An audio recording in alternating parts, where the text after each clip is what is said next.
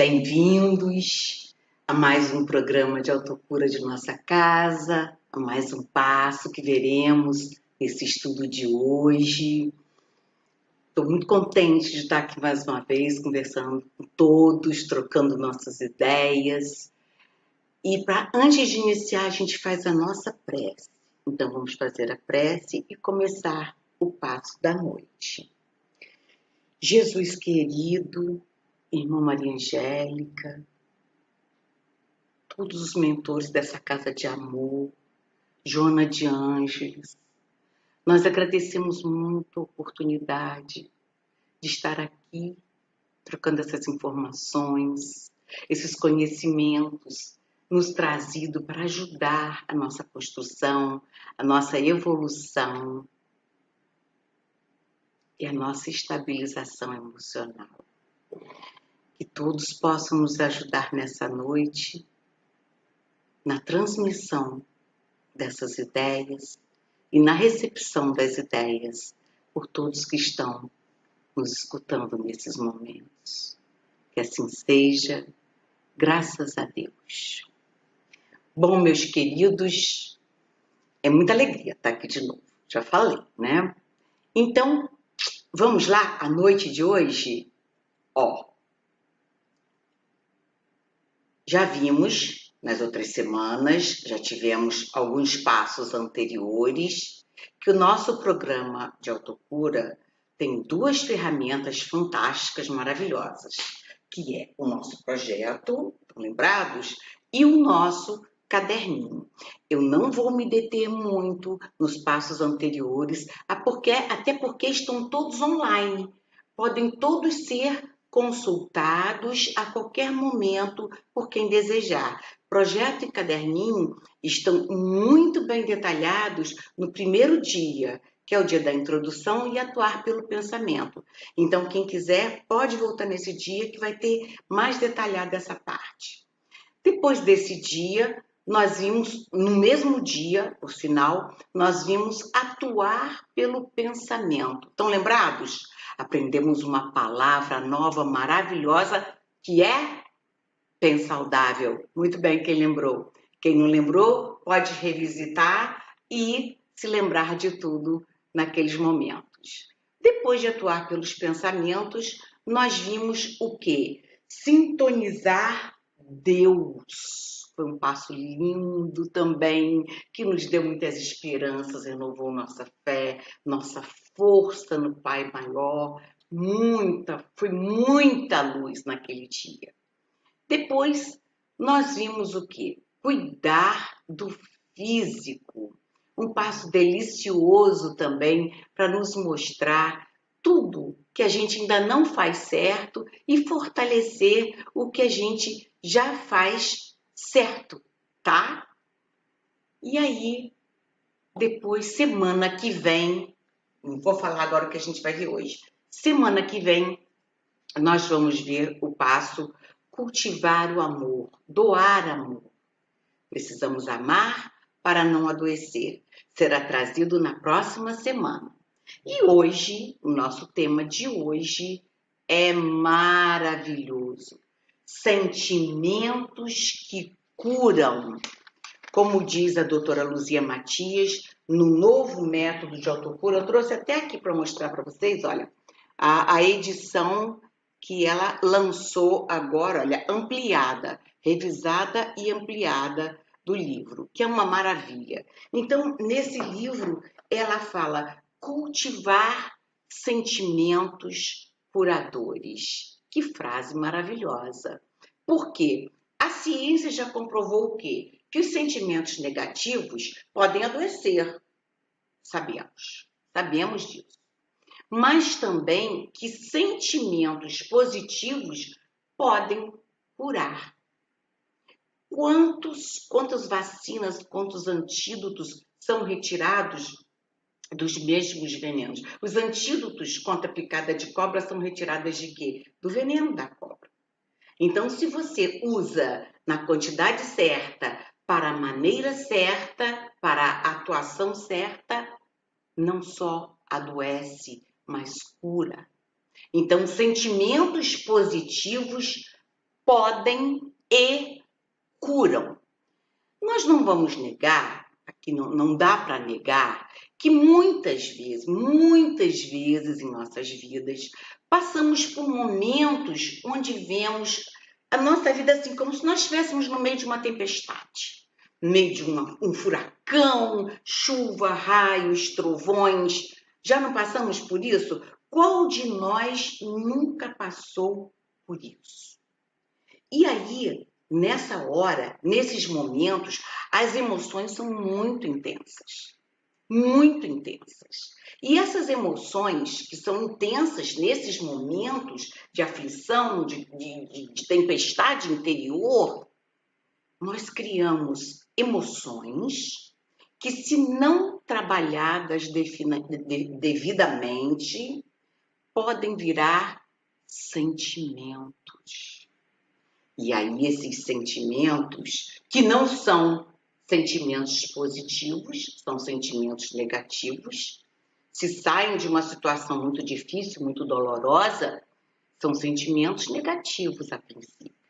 Não trabalhados, eles podem nos gerar doenças físicas e emocionais.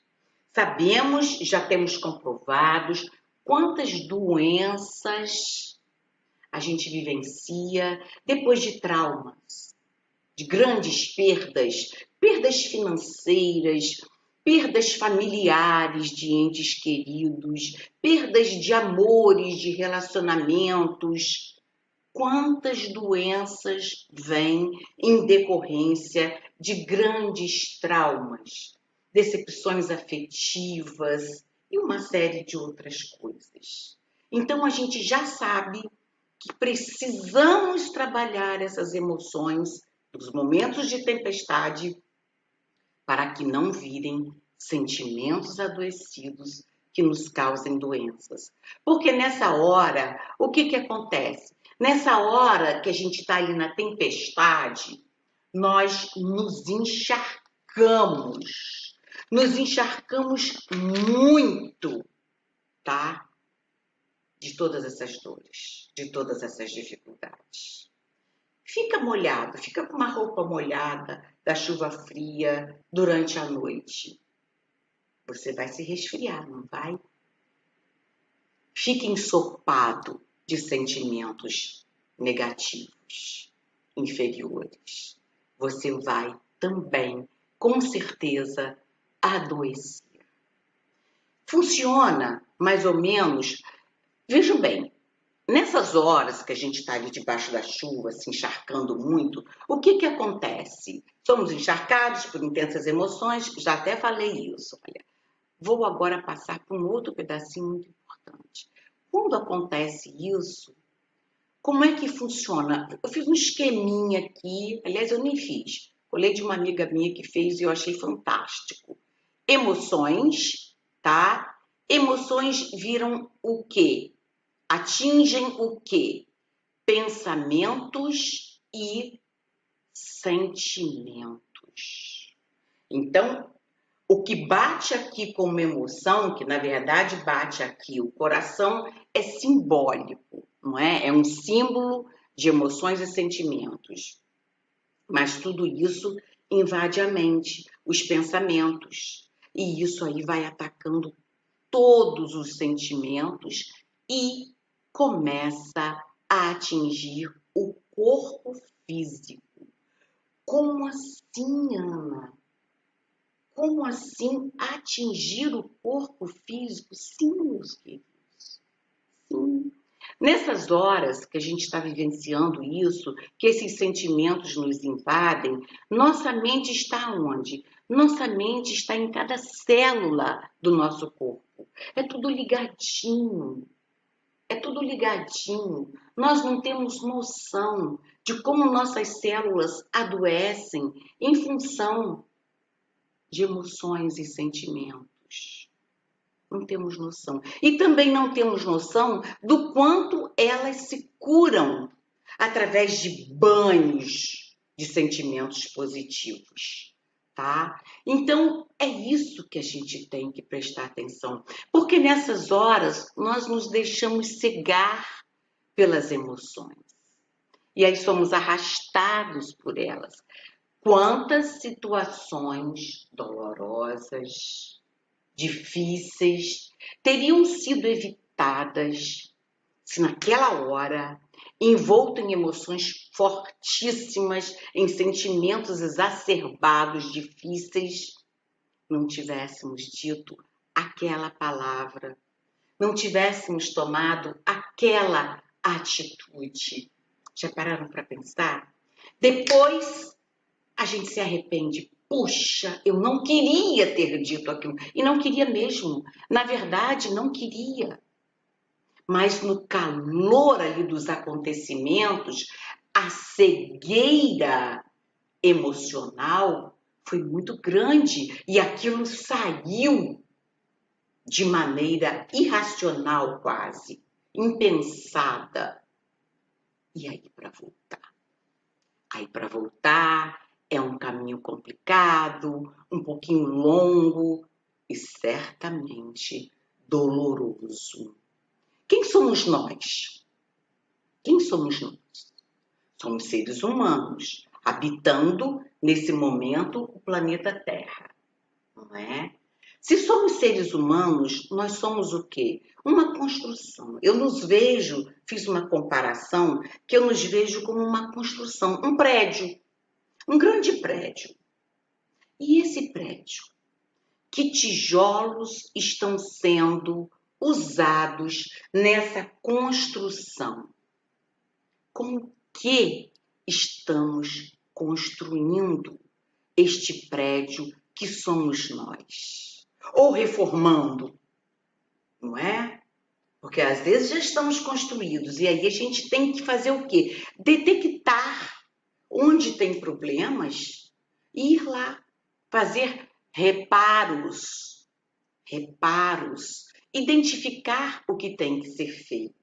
Quando um carro quebra, a gente leva ao mecânico e ele fala assim, deixa aqui que eu vou ver qual é o problema para depois consertar.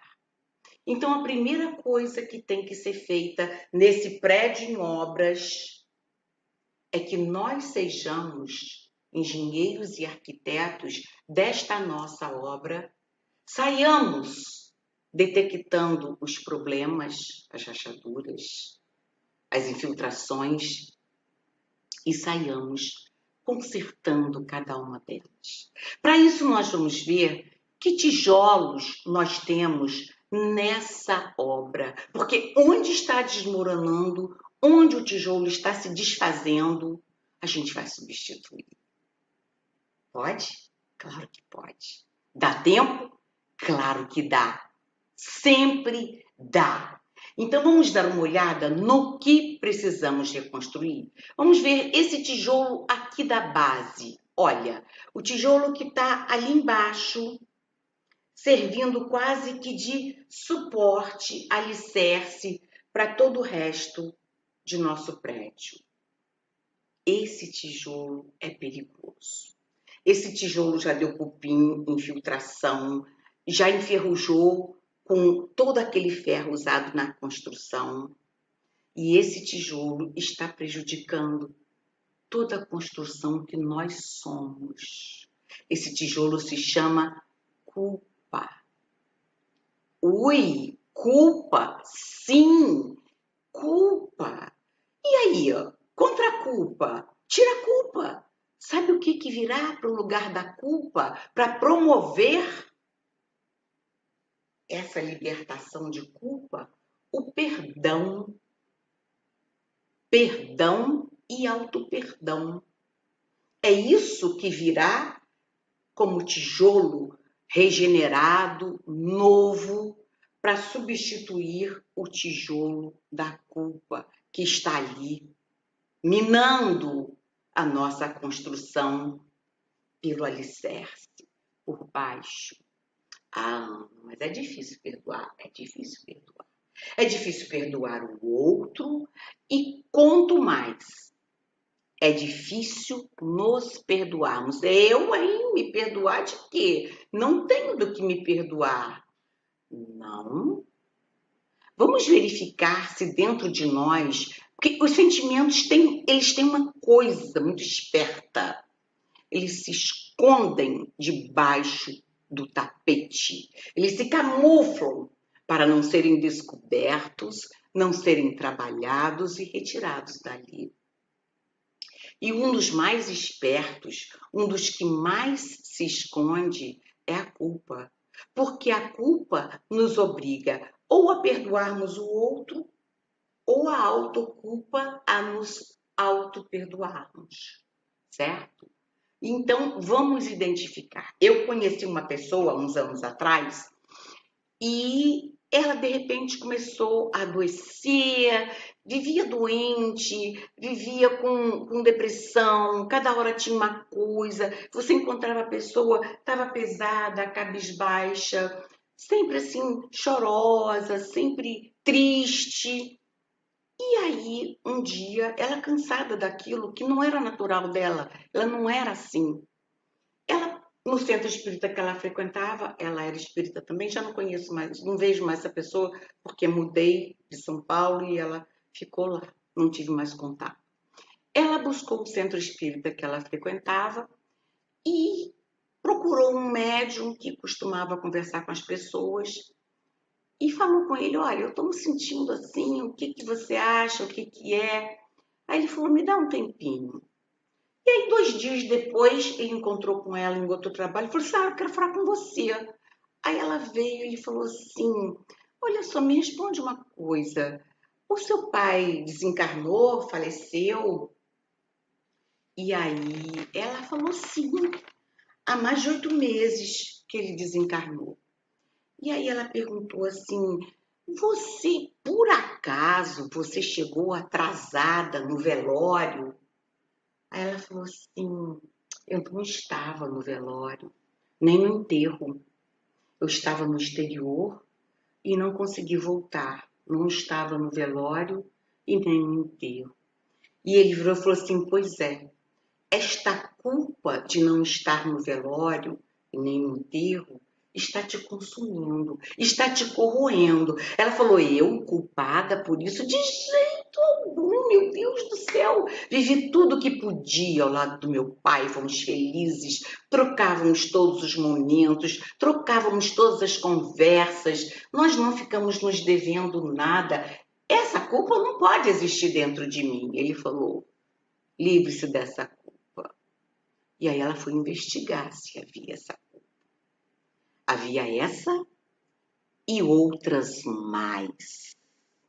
Então, qual foi o trabalho daí para frente?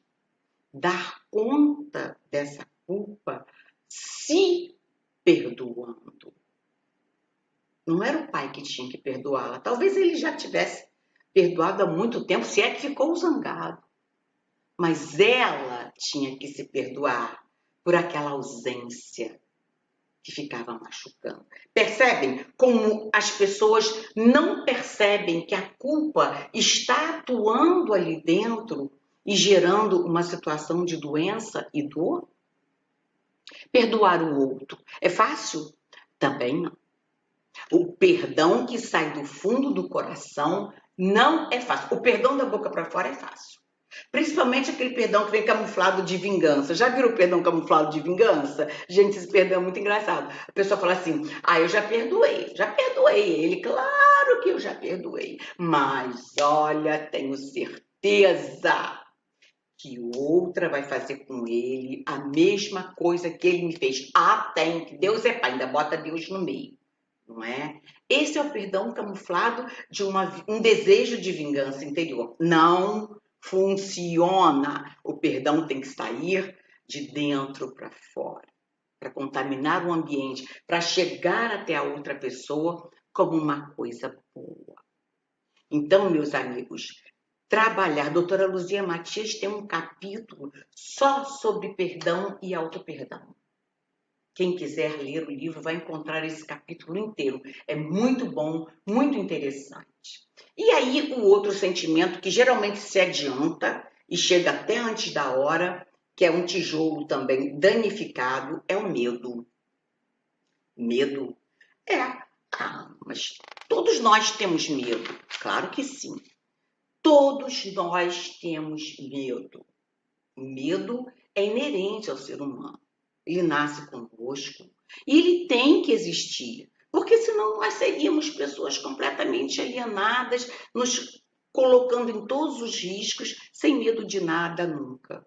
Então o medo existe. Agora, o excesso de medo, esse é que é pernicioso. Esse que faz mal. Porque esse vai levar ao pânico. Já ouviram falar em síndrome do pânico? Aonde ela nasce? Ela nasce no medo exagerado. Ela nasce aí. Doutora Luzia Matias, eu gosto muito dos exemplos dela, por isso cito muito. Ela é médica e houve uma época que ela fazia muito parto, né? A obstetra fazia muito parto. Então ela chegou no hospital um dia, 6 horas da manhã, para fazer um parto, e aí tinha uma colega sentada, toda pronta já, segurando uma bolsa aqui assim apertada no peito. E ela falou assim: ai, que hora que esses bebês resolvem para nascer, né? A gente tem que acordar cedo, vir para cá. Você também chegou agora, vai fazer algum parto? Ela falou assim: não, eu já fiz o que eu tinha que fazer. Só que eu não saio à rua antes das 7 da manhã. Eu só saio à rua depois das 7. Então eu estou aqui sentada desde algumas horas atrás, fazendo hora para dar 7 horas e eu sair daqui. Ficou assim um pouco parada, abismada. Nisso entra uma outra, assim, cantante, toda feliz e tal, com a maquiagem meio borrada, a bolsinha pendurada, entrou toda feliz e falou assim: ai, gente, a Lapa hoje estava ótima. Aí a que estava sentada aguardando das 7 horas virou e falou assim: você vai à Lapa? Aí ela falou: claro que vou, por que você não vai? A Lapa é ótima, estava maravilhosa hoje. E aí a doutora Luzia saiu para fazer o parto dela pensando: a Lapa é ótima?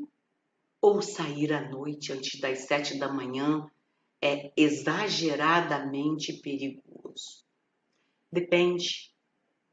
Depende do que para você é seguro. Depende da consciência que você tenha de analisar o que é seguro e não seguro. É óbvio que nós não vamos nos expor nesse mundo que a gente está vivendo atualmente, de perigos, de violência, em qualquer lugar, a qualquer hora. Mas a doutora Luzia fala uma coisa e é muito certa. As coisas acontecem a qualquer horário, em qualquer lugar. Quantas vezes durante o dia, no meio do trânsito, quantas vezes andando a pé ou de carro com amigos ou sozinho, ou até mesmo dentro de casa, as coisas nos acontecem. Então, o medo, se for se instalar devido a esse pavor, aí não dá certo. Por isso temos tantos de nós hoje sofrendo com síndrome do pânico e depressões e outras coisas mais. Meus queridos, medo é preciso ser vencido pela coragem. Porque a coragem não é você não ter medo. Coragem não é ausência de medo. Coragem, que vai aparecer aqui agora, ó, é a capacidade de vencer apesar do medo. A coragem precisa ser mais forte que o medo para substituir esse tijolo danificado e dar uma solidez à nossa construção, muito melhor do que o medo faria, mesmo aquele medo que não seja tão grande. Então, controlar o medo, usar a coragem. Tem uma frase que diz: o medo bateu a porta, a coragem foi abrir e não achou ninguém. É exatamente isso. É exatamente assim que funciona? Quais são as melhores ferramentas para lidar com medo? Prece, tá? E no lugar de preocupação, colocarmos o quê? Ocupação. Quem está ocupado não tem tempo de se preocupar.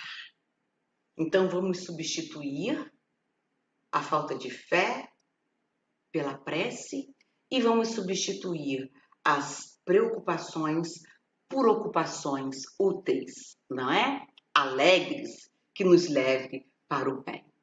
Vamos ver outro tijolinho que a gente tem aqui, que tem que aparecer. Tristeza. Já veio correndo a alegria para tirar ele daí. Porque contra a tristeza, meus queridos, só a alegria resolve.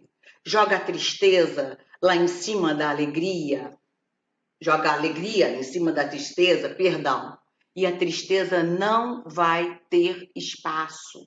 Cante com seu rádio, leve seu rádio para o banheiro, para o banho, cante junto, sinta-se maravilhosa, feliz, alegre.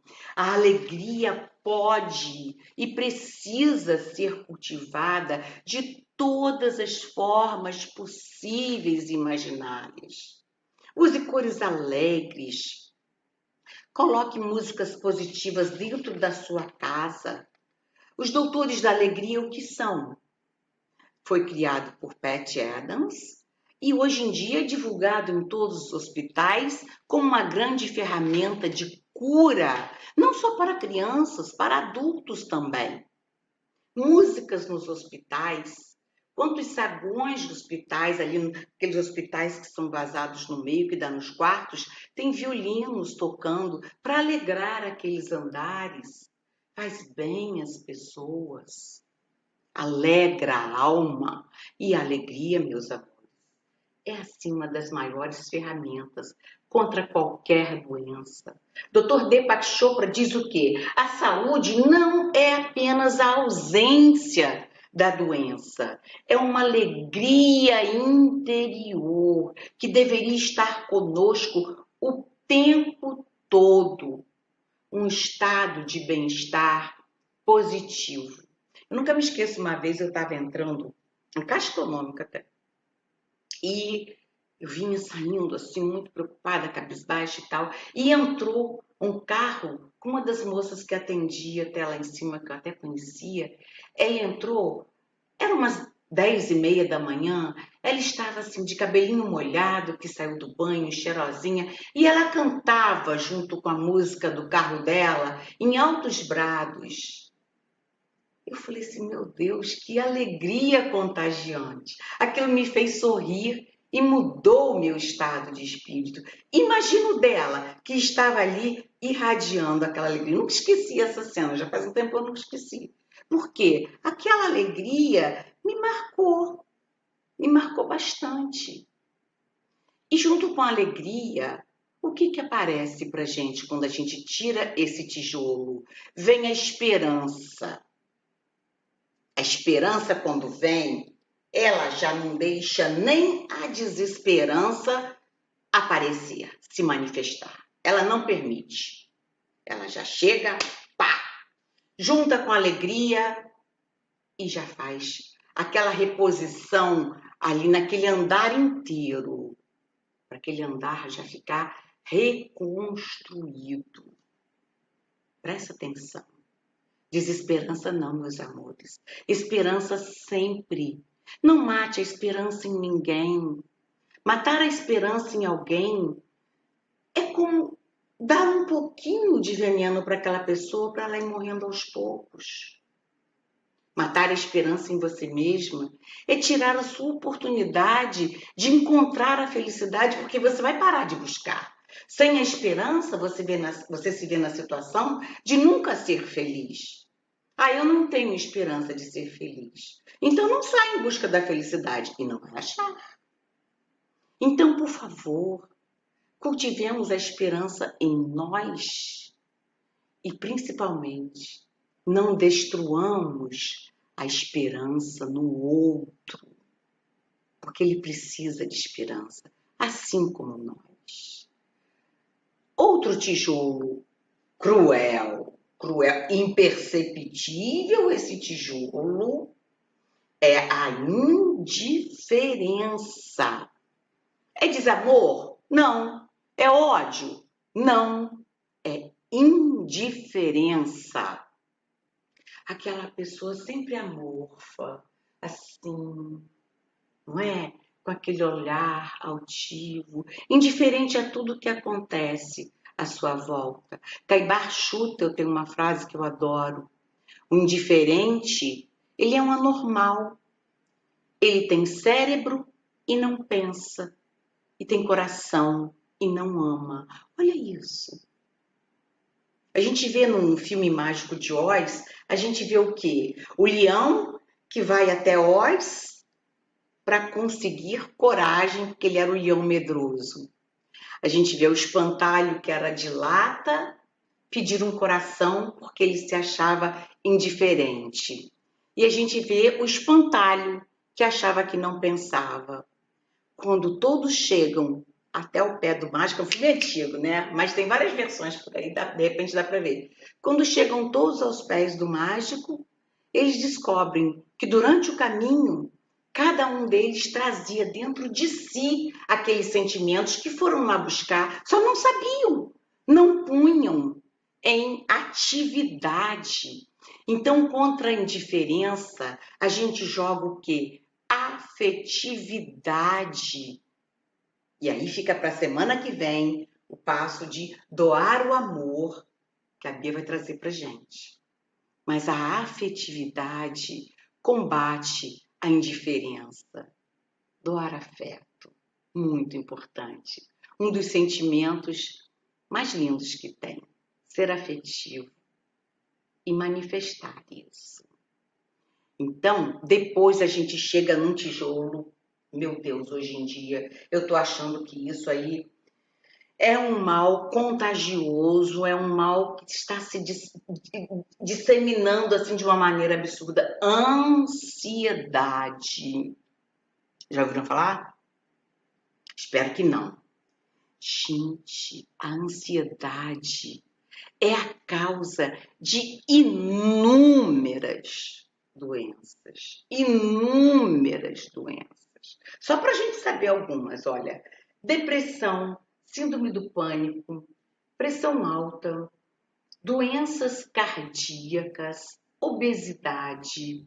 E daí, olha, segundo um médico que eu conheço muito, a maioria dos males tem fundamento na ansiedade. Aquela pessoa que não aguenta esperar, que está sempre preocupado, ansioso pelo que não aconteceu. Se não acontecer, sofreu do mesmo jeito, porque o cérebro mandou a mensagem para o corpo inteiro de que aquilo aconteceria em função da ansiedade, do vivenciar antes da hora uma situação negativa. Então, quando o cérebro mandou essa mensagem, o corpo físico, com certeza, já foi prejudicado, já foi atingido.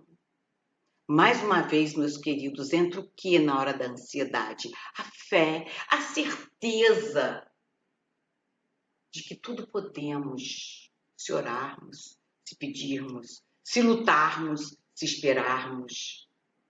Quem combate a ansiedade também é confiança. Tá aqui, olha, o nosso tijolinho da confiança. Quem confia não teme. Quem confia não sente ansiedade e não adoece por causa disso. Então, vamos colocar esse tijolinho da confiança no lugar do tijolo apodrecido da ansiedade. E aqui em cima, já chegando no topo da nossa construção, nós temos um sentimento muito perigoso, também difícil às vezes de detectar, que é o apego. Apego não. Com apego você não vai me pegar, não sou apegada, a nada, nada, nada, nada. Você vê, ando sempre despojada, simplesmente. A única coisa importante para mim é ter os meus filhos por perto. Mas também não sou apegada, não. Compro um apartamento para cada um no meu prédio. Porque se casarem, quiserem se casar, formar uma família, eu vou ficar ali, ao meu alcance, onde eu vejo todo dia, onde eu levo as comidinhas prediletas, onde eles venham me visitar todas as noites quando chegarem, porque eu preciso disso. Agora, apego? Não, não tenho apego a nada. Claro que tem. Tem apego às pessoas, aos afetos, apego excessivo. Aí o que que acontece? Esses filhos, os quais ela preparou, os apartamentinhos no mesmo prédio, um resolve fazer doutorado nos Estados Unidos e a outra se casa com um rapaz do Amazonas e vai morar lá. E aí essa pessoa entra naquela fase da tristeza absurda e tem que sair em busca da cura para si mesma. Tem que sair em busca de encontrar dentro dela motivo, razão para continuar, para ser alegre, para ter esperança, coragem para recomeçar, talvez de uma casa mais vazia, mas coragem para recomeçar, ocupar-se com coisas boas. Então, para cima do apego, qual o tijolinho que a gente vai usar renovado? O desapego, desapegar-se dos excessos. E não temos apego só por pessoas, não. Temos apego por várias coisas. Temos apego por nossos trabalhos na casa espírita. Falamos o meu trabalho, olha isso, a gente enche a boca e fala, o meu trabalho é seu. O trabalho é daquela casa, o trabalho é da espiritualidade, o trabalho é de todos que dele participam. Você está ali como um veículo daquele trabalho. A minha casa, o meu carro, não é? Usamos muito essa palavra meu, minha, meu, minha. O nosso já sai mais difícil. O deles e delas, então, sai mais difícil ainda. Isso é o quê? Apego. Para lutar contra o apego, lancemos mão dessa ferramenta, desse tijolinho saudável que é o desapego. E aí, depois que a gente substituir esses tijolinhos que estavam tão danificados, que eram tão danosos para a nossa construção, o que que a gente vai ter? A gente vai ter um prédio renovado, reformado, harmonioso, bonito, um prédio onde habita o bem-estar físico e emocional.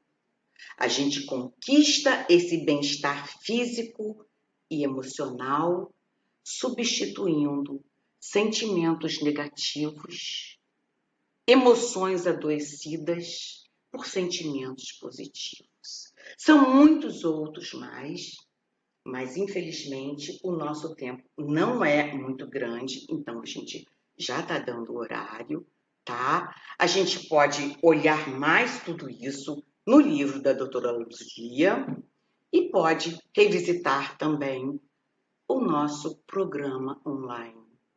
Tudo isso vem sendo dito e será dito mais ainda na semana que vem. Reparem que eu não falei do amor, porque o amor será assim, bem destrinchadinho na semana que vem, com muito amor, com muito carinho.